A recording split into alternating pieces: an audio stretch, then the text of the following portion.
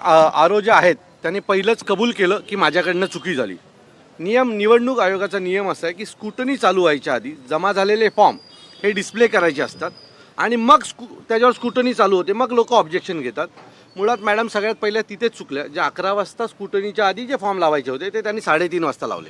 याचा अर्थ पहिल्या नियमाचं त्यांनी पालन केलं नाही आणि म्हणून या सगळ्या वाद सुरू झाल्या. त्यांचं असं मत आहे, आम्ही ॲफिडेव्हिट त्यांनी नंतर मला आणून दिला पण तो आम्ही लावायला विसरलो. एवढी मोठी अधिकारी असं कसं म्हणू शकतो की आम्ही लावायला विसरलो? आणि त्यातूनच हा सगळा वाद सुरू झाला. आमचं म्हणणं आहे की संध्याकाळी 4:30 वाजता हा ज्यावेळेला वाद सुरू झाला त्याच्यानंतर मॅडमची मुलगी आतमध्ये आली आणि ती एक फाईल घेऊन आली. अशी एका लेडीजने तक्रार केली, ती मागे उभी आहे. त्या फाईलमध्ये आम्ही विचारलं काय होतं, तर त्या म्हणाल्या नाही मला माझं डिप्रेशनच्या औषधांची फाईल होती, तर ती औषधं आणायची होती म्हणून ती फाईल आणली होती. मी म्हटलं मॅडम ते व्हॉट्सअपवर का मागवलं नाहीत तुम्ही, 2 मिनिटात आलं असतं. तर त्यावेळेला मॅडम गप्प झाल्या. याचा अर्थ याच्यात कुठेतरी खूप मोठा घोळ आहे. CCTV फुटेज हे जोपर्यंत चेक होत नाहीत तोपर्यंत आज सकाळी काय घडलं हे कोणालाही कळणार नाही. खरं तर आमचं मत आहे हे तिन्ही उमेदवार बाद झाले पाहिजेत, कारण चुकीच्या पद्धतीने ह्या सगळ्या गोष्टी केल्यात. आमचा एक उमेदवार आहे, त्याला एकच दाखला द्यायचा होता आणि तो दाखला द्यायला त्याची बायको बरोबर 10:30ला इथे आली. पण ज्यावेळेला ती 10:30ला आतमध्ये आली त्यावेळेला सगळी लोकं नाश्ता करत होती, पण ती पण बिचारी तिथे बसली. आणि 11:05ला ज्यावेळेला सगळी लोकं टेबलवर जाऊन बसली तेव्हा ती गेली आणि तिने दिलं. त्यावेळेला ती म्हणते नाही 11:05ला आलात. अहो पण ती महिला त्या हॉलमध्ये 10:30लाच आली ना. जर एखादी महिला 10:30ला हॉलमध्ये आले तर तिचा फॉर्म ग्राह्य केला पाहिजे. आणि छोट्या छोट्या कारणांमुळे ह्या लोकांनी अनेक लोकांचे फॉर्म उडवले आणि ह्या लोकांना एवढे निरंक लिहिणं गरजेचं आहे, नाही तर तात्काळ तो फॉर्म बाद होतो आणि यांच्यावर कुठलीच कारवाई नाही. याचा अर्थ जाणून मुजून आरो नेमले गेले. तुम्हाला आठवतं आहे का, आम्ही एक मोर्चा काढला होता आणि त्या मोर्चात आमची एकच मागणी होती की निवडणूक जो अधिकारी आहे तो अतिशय महत्त्वाचा आहे, भ्रष्ट अधिकाऱ्यांना देऊ नका. आणि त्याचा परिणाम आम्ही आज भोगतो. हे असे भ्रष्ट अधिकारी, अनधिकृत बांधकामांना संरक्षण देणारे अधिकारी ज्यावेळेला निवडणूक प्रमुख होतात ना त्यावेळेला मग ते त्यांच्या नगरसेवकांचे त्यांच्या मंत्र्यांचे आदेश पाळतात आणि ही जी तरुण पोरं आहेत ना जी आता फॉर्म भरतात त्यांचं करिअर 5-5 वर्षासाठी बाद करतात. याच्यापेक्षा मोठं राजकारण काही नसू शकतं. आजची घडलेली घटना ही चुकीची आहे आणि याच्या बाबतीत सौरव राव यांना आम्हाला उत्तर द्यावं लागेल. आम्ही उद्या आदरणीय राजन विचारे साहेब यांच्या नेतृत्वाखाली आयुक्तांना भेटू. आज सकाळचे सर्व CCTV फुटेज हे चेक करावेत आणि ज्या मॅडमनी चूक केली. तुम्ही पालिकेमध्ये आलेला होता, नेमकं काय कारण होतं? काल देखील तुम्ही एक आंदोलन केलं होतं, आज देखील तुम्ही पालिकेत आले, नेमकं कारण काय? काल अनेक ठिकाणी निवडणूक निर्णय अधिकाऱ्यांनी अनेक ठिकाणी पार्सलिटीज केल्या आणि अनेक लोकांचे फॉर्म हे त्याच्यामुळे बाद झाले. खरं तर निवडणूक यंत्रणेचा जो नियम आहे, निवडणुकीचे जे नियम आहेत त्याच्यानुसार फॉर्म भरल्याच्या नंतर दुसरं जी स्क्रुटनी असते, स्क्रुटनी व्हायच्या अर्धा तास आधी ज्या ज्या उमेदवारांनी फॉर्म भरले ते फॉर्म हे बाहेर डिस्प्लेला लावावे लागतात. त्यात लोक ते फॉर्म पाहतात आणि त्याच्यानंतर त्याच्यावर ऑब्जेक्शन घेतात. सगळ्यात पहिली चूक तिथेच झाली की जे फॉर्म बाहेर नियमाने लावले पाहिजे होते ते बाहेर लावले 3:30 वाजता. 3:30 वाजता जे फॉर्म लावले त्या फॉर्ममध्ये अनेक फॉर्ममध्ये शिवसेनेच्या नगरसेवकांच्या फॉर्ममध्ये निरंकच्या जागी कुठल्याही प्रकारचा काहीच भरलं नव्हतं. आणि नियम असा सांगतो जर एखादी जागा तुम्ही मोकळी ठेवली तर तो फॉर्म बाद होतो आणि तिथे तसं अनेक उमेदवारांचं झालं पण होतं. मग तिथे असलेल्या सर्व लोकांनी त्याच्यावर ऑब्जेक्शन घेतलं, आरडाओरड केली. आरडाओरड केल्याच्या नंतर ती निवडणूक अधिकारी अतिशय वाईटरित्या सगळ्यांशी बोलत होती. मग आम्ही आलो. आम्ही बोलल्याच्या नंतर तिने आम्हाला सांगितलं की आमच्याकडनं चुकून हा फॉर्म बाहेर लावायचा राहिला, आम्हाला हा ॲफिडेव्हिट 11च्या आधी आलं होतं. मी म्हटलं जर 11च्या आधी तुमच्याकडे ॲफिडेव्हिट आलं होतं तर 3:30 वाजता जे तुम्ही बाहेर ॲफिडेव्हिट लावलं ते चुकीचं का लावलं? तर त्याचं त्यांच्याकडे उत्तर नव्हतं. आणि अशा अनेक गोष्टी घडल्यात. आमचा एक मुलगा आहे, त्याचा फॉर्म हा 11 वाजता फॉर्म सबमिट झाला. फक्त एक दाखला असतो, तो दाखला जमा करायचा होता, तो 11 वाजेपर्यंत जमा करायचा होता. आमची मुलगी 11ला 10 मिनिटं असताना तिथे पोहोचली, परंतु तिथे सगळे नाश्ता करत होते पण ती बसून राहिली. पण ती त्या निवडणूक कार्यालयाच्या प्रिमायसेसमध्ये उपलब्ध होती. मग तिच्या बाबतीमध्ये असा अन्यायकारक निर्णय का घेतला तुम्ही? सो हे सगळं प्लॅनिंग होतं, ठरवून गेलं होतं. सत्ताधारी एकही फॉर्म कुठेही बाद झाला नाही, पण विरोधकांचे फॉर्म बाद झाले, अपक्षांचे फॉर्म बाद झाले. हे सगळं पाहता ही संपूर्ण निवडणूक यंत्रणा ही अतिशय वाईटरित्या चालवली जाते. या संपूर्ण निवडणूक यंत्रणेमध्ये आता हे निवडणूक यंत्रणा म्हणजे कोण? हे जे ठाणे महानगरपालिका असतील किंवा जिल्हाधिकारी कार्यालयामध्ये असलेले अधिकारी हेच कुठेतरी निवडणूक अधिकारी म्हणून जातात. यांचं सगळ्यांची सत्ताधारी नेत्यांची साटलोट असतं आणि ते सत्ताधारी नेते आणि हे राजकीय नेते मिळून ही पूर्ण निवडणूक यंत्रणा मलिन करतात. त्या मॅडमनी पण काल तेच केलं आणि त्याच्यामुळे अनेक लोकांचे फॉर्म काल बाद झाले आणि बाद झाल्यामुळे या सर्व मुलांचं करिअर खराब झालं. ही मुलं 10-10 वर्ष काम करतात. कोविडच्या काळामध्ये जीवाचं रान करून काम केलं आणि ज्या वेळेला त्यांनी केलेल्या कामांची लोकांकडे जाऊन पोचपावती घ्यायची वेळ येते त्याला अशी खोटी कामं करून ही लोक त्यांचे फॉर्म बाद करतात. या अशा अधिकाऱ्यांना मला असं वाटतंय की सरकारने घरी बसवलं पाहिजे. नाहीतर याच्या पुढच्या निवडणूक आम्ही लढायच्याच कशाला ना. आता तुम्ही फॉर्म बाद करताय, उद्या आता काल जो आमचा फॉर्म बाद झाला ते कोणाचं होतं? शिवसेनेचे सचिव संजय मोरे यांच्या बायकोची तिकीट होती. आता त्याच्यासमोर एक अधिकृत फॉर्म होता मनसेचा, युतीचा, बरोबर आहे, तो बाद केला. आता तिथे एक अपक्ष आहे, त्याला आज उद्यामध्ये विकत घेतला जाईल. त्याला विकत घेऊन मग हे नाचायला सुरू करणार, अरे बघा आमचा पहिला उमेदवार बिनविरोध आला. म्हणजे लढायची ताकद नाही, बिनविरोध करायचं, पैशाचा वापर करायचा. आता तो आज उद्यामध्ये त्या जो कोणी उमेदवार आहे त्या समोरचा त्याला विकत घेतला जाईल आणि विकत घेऊन जर त्यातूनही उरले तर निवडणुकीला पूर्ण करोडो रुपये टाकणार आणि पाडणार. म्हणजे पैशाचा एक तर वापर करायचा, बळाचा वापर करायचा आणि निवडणुका जिंकायच्या, चांगल्या पोरांचे करिअर खराब करायचे.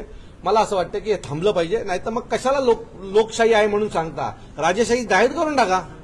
आम्ही राजेशाहीमध्ये जगायला तयार आहोत, पण लोकशाही आहे असं सांगून लोकांची फसवणूक जर तुम्ही करणार असाल तर तो लोकांवर अन्याय करता असं मला वाटतं. ठाकरे आणि मनसेची युती झालेली आहे, मात्र ठाकरे आणि मनसेच्याच उमेदवारांचे जास्त प्रमाणात फॉर्म जे आहेत ते बाद करण्यात आलेले, कुठेतरी भीती. हो, कारण अधिकारी विकलाय ना.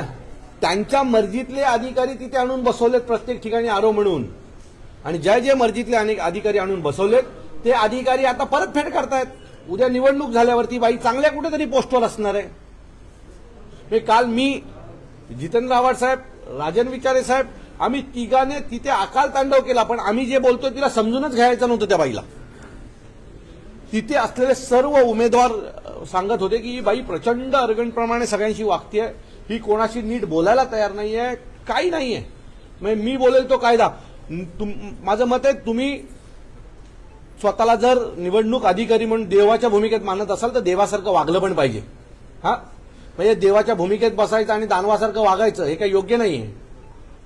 तुमच्यामुळे कोणाचं तरी करिअर खराब होतो. आम्ही तुम्हाला एक सांगतो, ही जी महिला आहे ना, आरो काय नाव त्यांचं, वृषाली पाटीलच्या बाबतीमध्ये त्यांच्या प्रॉपर्टीपासून सगळ्याची इन्क्वायरी आम्ही लावणार आहोत. आम्ही त्यांना सोडणार नाही. त्यांनी ज्या काय आमच्या पोरांच्या बाबतीत केलेत, ह्या आरोनच्या पाठीनं आम्ही सगळे माहितीचे अधिकार टाकून ह्यांची प्रॉपर्टी कुठे आहे, ह्या पोस्टिंगला कशा आल्या, ह्या सगळ्या गोष्टीची माहिती घेऊन आम्ही पुन्हा लोकांसमोर जाणार, एवढं नक्की. सर, निवडणूक आयोग ही स्वायत्त संस्था असताना देखील त्या ठिकाणी कोणती स्वायत्त सत्ता हे संस्था? अहो, निवडणूक नावापुरता येते. त्याचे अधिकारी कोण आहेत? ती मॅडम कोण आहे? उपजिल्हाधिकारी आहे ना, उपजिल्हाधिकारी आहेत ना. म्हणजेच सरकारी यंत्रणेत काम करणारी बाई आहे ना. मग ती वेगळी कशी होऊ शकते? ती तिच्या फायद्यासाठी सरकारी यंत्रणेला मदत करते, सरकारी राजकीय नेत्यांना मदत करते. निवडणूक आयोग ही वेगळी संस्था आहे, हे सगळं खोटं आहे. त्याच्यात काम करणारी ही सगळी माणसं ही कुठल्या तरी महानगरपालिकेत उपायुक्त आहेत, उपजिल्हाधिकारी आहेत, हीच लोक आहेत. ती नावापुरतं ते वेगळी संस्था आहे, बाकी काही नाही. बाकी सगळा आतला जो भाग आहे ना, हा रोज जो लोकांमध्ये असणारा जो अधिकारी वर्ग आहे तोच आहे. सर, आपण या ठिकाणी अतिरिक्त आयुक्तांना भेटलेला आहात, पुढचं पाऊल काय होईल आम्हाला माहित नाहीये. कारण आता आम्ही प्रचार करायचं की भांडत बसायचं हे आम्हाला कळत नाही. त्यांनी सांगितलंय तुम्ही अर्ज द्या, आम्ही आज संध्याकाळपर्यंत त्याची चौकशी करतो. आमची तर खरी मागणी आहे की तुम्ही ते सीसीटीव्ही फुटेज चेक करा. ती बाई काल आली होती का 11च्या आत, आणि आली असेल तर ते आम्हाला द्या, पेपर दाखवा. न्यायालयीन प्रक्रिया, मला असं वाटतं की न्यायालयीन प्रक्रिया एक पार्ट आहे या सगळ्याचा, तो आम्ही करूच. पण त्याच्यासोबत मला असं वाटतं की या लोकांनी जर न्याय मिळवून दिला तर आम्हाला त्या प्रक्रियेत जायची गरज लागणार नाही. माझी विनंती आहे निवडणूक आयोगाला, ज्याला आपण खोटं निवडणूक आयोग म्हणू शकतो, की नावापुरतं ते निवडणूक आयोग स्वायत्त संस्था असं आहे. काम करणारे सगळे अधिकारी, इथले उपजिल्हाधिकारी, महापालिकेचे उपायुक्त, महापालिकेचेच कर्मचारी ही लोक असतात. तर विनंती आहे, न्याय द्या. नसेल द्यायचं तर ठीक आहे. की ह्या पानाला काय अर्थ आहे? हे कोणाचं पान आहे? ह्या पानावरती ना नाव, ना तारीख, ना वेळ, ना स्थळ, ना उमेदवाराची सही, ना उमेदवाराचं नाव, हा कोणाचं हेच कळत नाही. ते म्हणतात नाही पण ॲफिडेव्हिट ज्यांनी सही केली त्याची सही नाही ना, मग झालं मंजूर. असं कसं काय मंजूर होऊ शकते? कोणाचं हे तर सांगा आम्हाला. सत्ताधारी पक्षाच्या एका उमेदवाराचं हे ॲफिडेव्हिट आहे, त्याचं नाव आहे काय? एकता एकनाथ भोईर. म्हणजे काय, कुठली निवडणूक पद्धती आहे? आता हे एक कॉलम रिकामा राहिला. नाही, एकच कॉलम रिकामा राहिला. संगीता माणिक पाटील, ते माणिक पाटील रिजेक्ट. ठाण्यात एका ठिकाणी ॲफिडेव्हिट हे काल भरणं आवश्यक होतं, ते आज दुपारी 3 वाजता भरलं. निवडणूक निर्णय अधिकाऱ्याच्या सगळं लक्षात आणून दिलं की हे बघा, हे इतके वाजता भरलं जात आहे. ओके, म्हणजे सत्ताधारी पक्षाचे धडाधड वरनं फोन येत होते आणि हा रिजेक्ट केलाय. हा बघा, आणि हा एक 5 मिनिटं उशीर झालेला फॉर्म रिजेक्ट केला. साहेब हा एक्सेप्ट केलाय, इथे खाली आहे तो रिजेक्ट केला आणि हा रिजेक्ट नाही केलाय. हे बघा, सेम इथे रिजेक्ट केलंय, इथे पण रिकामा आहे, हा ऍक्सेप्ट केला आणि हा रिजेक्ट केला.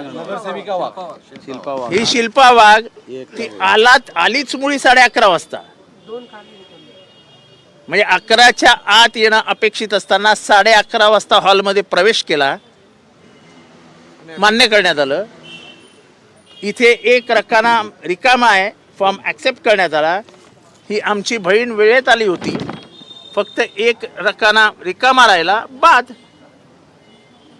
तुम्ही 3 वाजता ॲफिडेव्हिट ॲडमिट करतात, ते तुम्हाला अधिकारच नाही ॲफिडेव्हिट ॲडमिट करून घ्यायचा. म्हणजे कॉल फॉर्म भरल्यानंतर कोणाचंही ॲफिडेव्हिट घेणं हे कायद्यानुसार गुन्हा आहे. निवडणूक निर्णय अधिकाऱ्याच्या म्हणजे हातातच नाही ॲफिडेव्हिट घेणं. माननीय सौरभ राव हे जर कुठे ऐकत असतील तर कृपया त्यांनी याच्याकडे लक्ष द्यावं. तुम्ही सत्ताधारी पक्षाचे गुलाम नाही, तुम्ही निवडणूक निर्णय अधिकारी आहात. डॉक्टर बाबासाहेब आंबेडकरांच्या संविधानाच्या कक्षेत राहून काम करायला हवं. तुम्ही सत्ताधारी पक्षाचे लेखनिक नाही, क्लार्क नाहीये तुम्ही.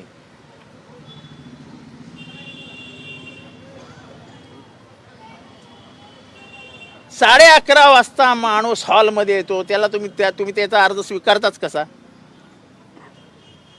लोक 2-2 मिनिटं उशिरा आले तर तुम्ही हाकलून दिले. आणि हे एवढे पुरा, आणि हा म्हणजे मोठा पुरा कुठे गेला रे एमटी? हे काय आहे? हा कोणाचा आहे? हा कोण माणूस आहे? हे कसं ग्राह्य धरलं तुम्ही? हा मेलेला आहे, जिवंत आहे, कोण आहे हा? आणि असाच एक अर्ज नोटरीनी सही केलंय, सगळी केलंय, तिथे म्हटलं उमेदवारांनी सही केलं नाही, रिजेक्ट. अरे इथे उमेदवाराचं सही नाही, काय नाही, तर ऍक्सेप्ट केलं तुम्ही. सर जाणून काही नाही. आम्हाला, मी खरं सांगू काय, मी ते यायला पण तयार नव्हतो, कारण का निवडणूक निर्णय अधिकाऱ्यांकडनं काहीही अपेक्षा नाहीत. लोकांनी काही ठिकाणी गुन्हे भरलेले नाहीत. महानगरपालिकेने परवा 3 उमेदवारांची यादी जाहीर केली की अनार्य, म्हणजे ह्यांच्या नावावरती अनधिकृत बांधकाम आहे. आता अनधिकृत बांधकाम आहे ते अजीवन आहे ना, ते काही 1 तारखेला अनधिकृत बांधकाम संपत नाही. मग जर अनधिकृत बांधकाम त्याच्या नावावर आहे तर तो जन्मभर महानगरपालिकेचा गुन्हेगार आहे. मग त्याचा अर्ज मान्य कसा केलात? मुंबऱ्यामध्ये एका उमेदवाराला स्वतः महानगरपालिकेने सौरभ राव यांच्या आदेशान्वये अनार्य घोषित केला अनधिकृत बांधकामासाठी.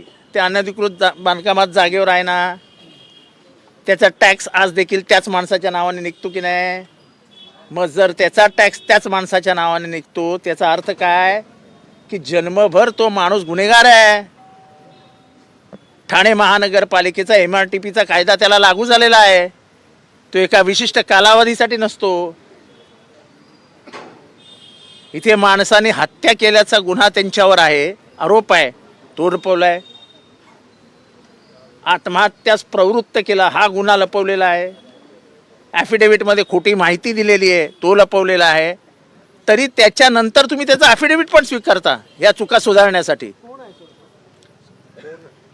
हे प्रभाग क्रमांक 10 राबोडीत घडलेलं आहे आणि याच्यावर सगळ्यांवरती आक्षेप घेण्यात आलेले आहे. पण माझा कुठल्याही प्रक्रियेवर विश्वास नसल्यामुळे मी ना TV बोललो ना अधिकाऱ्यांशी बोललो. कारण का अधिकारी हे फक्त गुलाम झालेले आहेत. काय उपाय नाही आहे. कोर्टात जाणं, कोर्टात लढत बसणं. यांना माहिती आहे कोर्टात काय होणार नाही. तारीख पे तारीख, तारीख पे तारीख, तारीख पे तारीख. जाणून बुजून हे जाणून बुजून चालू आहे. तुम्ही बिंदास करा, काय होत नाही. आता याच ठिकाणी सगळे अधिकारी नाश्त्याला बसले होते. नाश्त्याला बसले म्हणून उमेदवार बाहेर उभे राहिले. नाश्ता संपल्यावरती उमेदवार आत गेले. निवडक उमेदवारांना आत घेतल्या, बाकीच्यांना सांगितलं वेळ गेली. अहो तुम्ही नाश्ता करत होतात, चेक करा CCTV फुटेज. उत्तर द्यायला तयार नाही. माझं म्हणणं निपक्षपातीपणा काही लोकशाहीमध्ये अभिप्रेत आहे की नाही आहे. कमीत कमी निवडणुकीत का निवडणूक आयोग हे सत्ताधाऱ्यांच्या हातचं भावलं झालेलं आहे, तसं जाहीर करा. हे फार अपेक्षा आता भारताला राहिलेल्या नाही आहेत निवडणूक आयोगाकडनं. काहीच अपेक्षा राहिलेल्या नाही आहेत. म्हणजे एकीकडे तुम्ही त्याला अनार्ह घोषित करता 25ला, आत्ता 3 दिवसापूर्वी, आणि त्याचा अर्ज स्वीकारता. मग ते अनधिकृत बांधकाम जागेवर आहे की नाही आहे. आयुक्तांनी स्वतः सांगावं आम्हाला की ते अनधिकृत आता जागेवर नाही, की आम्ही ते पाडलेलं आहे आणि आता ते शिल्लक नाही. असं आहे का. आजही टॅक्स त्याच्याच नावाने निघतो, आजही बिल्डिंग तिथेच आहे. मग हे सगळं अस्तित्वात असताना तो उमेदवार होऊच शकतो. सौरभराव काही उत्तरच देणार नाही त्याच्यावर. जे संबंधित निवडणूक अधिकारी आहेत अधिकाऱ्यांचं त्यांच्यावर म्हणणं आहे काही की कारवाई विधानसभा करण्याची मागणी असेल, असेल. ठाणे महापालिका असेल, पारदर्शक कारभार होत आहे. पहा दाखवलं मी. त्यांचं म्हणणं आहे की पारदर्शक मी कारभार पारदर्शक पारदर्शक नमुना हा पारदर्शक नमुना दाखवला ना. हा कुठल्या कोर्ट ॲक्सेप्ट कराल, कुठला जज ॲक्सेप्ट करेल हे? म्हणजे अगदी छोट्यातल्या छोटा सिटी सिव्हिल कोर्ट म्हणजे सर्वात छोटा न्यायाधीश असेल त्याच्यासमोर हा पत्र गेल्यावर तो फाडून फेकून देईल बाहेर, फेकून देईल. अधिकारी सांगतात नाही नोटरीची सही आहे ना. अहो नोटरीची सही म्हणजे काय. मी उद्या कागद घेऊन येतो नोटरीचा सही मारून. हा नोटरी कोण आहे आणि त्यांनी असं कसं काय केलं. पहिली तर या नोटरीची चौकशी झाली पाहिजे. आता कोण आहे नोटरी जो अशा सह्या करून कागद देतो. रिकाम्या जागा भरा असा एक कागदपत्र का तुमच्याकडे. हे आहे ना, ह्या रिकाम्या जागा भरून घ्यायच्या असतात आणि तसा निवडणूक आयोगाचा कायदा आहे. मग कायदा धाब्यावर बसून तुम्ही फॉर्म भरून घेतले का. इथेच सत्ताधारी पक्षाचा खेळ असतो. आणि तुम्ही सगळ्या सांगितलं ना, एकता एकनाथ भोईर, सगळ्यांच्या आरोनचे तुम्ही फोन चेक करा. प्रत्येकाला वरिष्ठ मंत्र्यांचे फोन आलेले आहेत. प्रत्येकाला की हे करू नका, हे सांभाळून करा. बाजूला फोन घेऊन जाऊन बोलण्याची गरज काय तुम्हाला. तुम्ही निवडणूक निर्णय अधिकारी आहेत ना, जागेवर बसून बोला ना. तुम्हाला कोणते कानात येऊन फोन आलाय, मग तुम्ही फोन घ्यायला आत जाता. कशासाठी जाता.